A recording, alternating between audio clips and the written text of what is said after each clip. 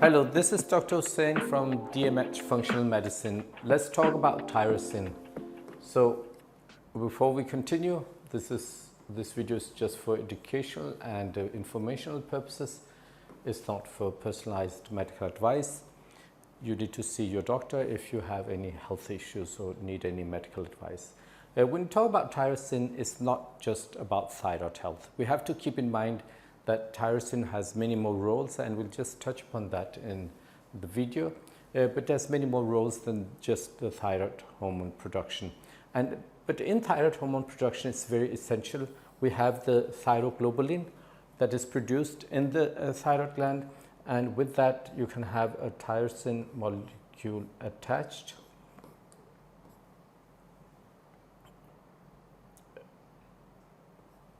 And this can combine with iodine, and if there's one iodine attached, it becomes monoiodotyrosine.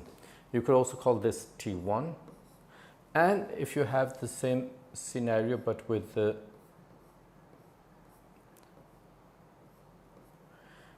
two iodine molecules attached, then it becomes diiodotyrosine.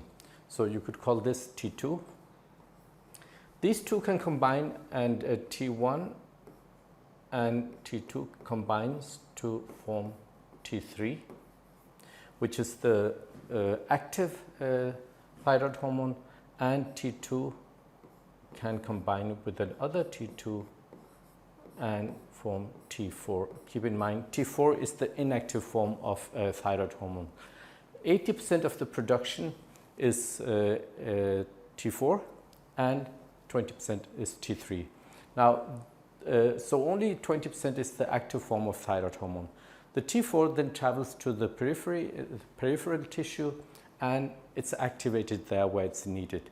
And primarily it's being activated in the liver, where we have around 60%, and the kidneys are responsible for another 20%, and the muscles we have another nearly 20%, and only 1 to 2% of the conversion from T4 to T3 happens in other tissues. Anyhow, tyrosine is super important for the production of thyroid hormones. But it's not just about thyroid hormones, as I just mentioned before. Keep in mind, you need tyrosine for many more functions, and very importantly, dopamine, epinephrine, and norepinephrine. Epinephrine is also called adrenaline, and norepinephrine is also called noradrenaline.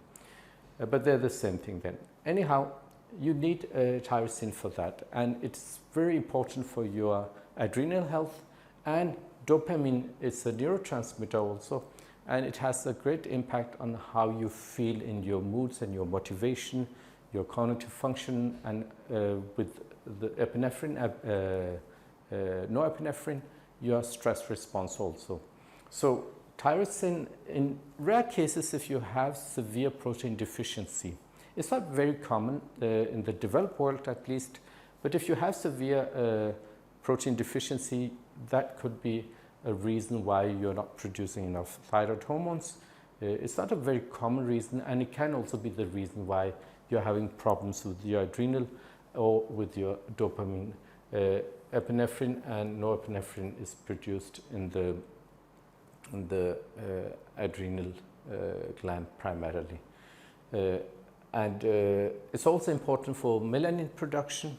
The melanin is what gives us the pigment in our hair, our skin, and our eyes, and it's also a part of protein synthesis otherwise. So this was a very brief presentation of tyrosine in thyroid health, and I hope you liked the video. Do like and share the video with friends and family. Thyroid problems are very common, and around 50% of people, and primarily women, but around 50% of people with thyroid issues, especially hypothyroidism, have never really been diagnosed. So it's a very common disease, but it's unfortunately also not being diagnosed in many cases. Subscribe to our channel and click the notification bell so that you're updated as soon as we bring out a new video. Thank you for watching.